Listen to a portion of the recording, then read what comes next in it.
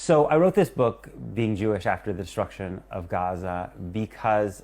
I looked around in the communities in which I live, and I saw so many really, really good people, thoughtful, decent, kind people, who seemed able to justify what Israel was doing in Gaza. And I kept kind of day after day, week after week, when I would just see again and again these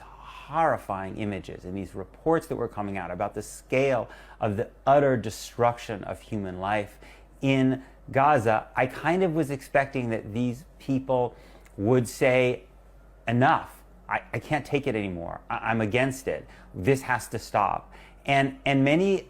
of them did not. And if they had been crude people or people who I didn't think cared about the kind of things that I care about, or people who conducted themselves in an ethical way, maybe that would have been easier to understand.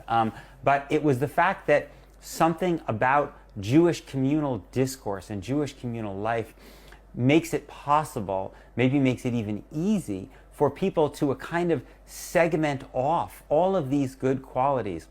And it's an effort to try to think about what a new story would be about who Jews are in the world, that would allow us to regain that moral sensitivity. I kept coming back as I was writing the book to this quote from Abraham Joshua Heschel, writing about Vietnam, where Heschel said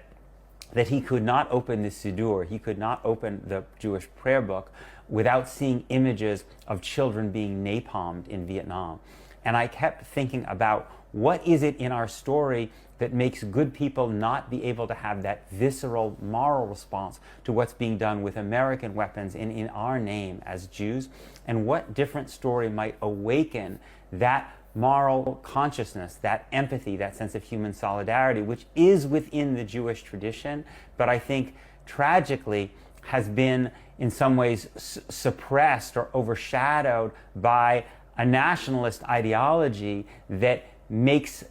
a state more important, more valuable, more sacred than the lives of all the people who live under its control.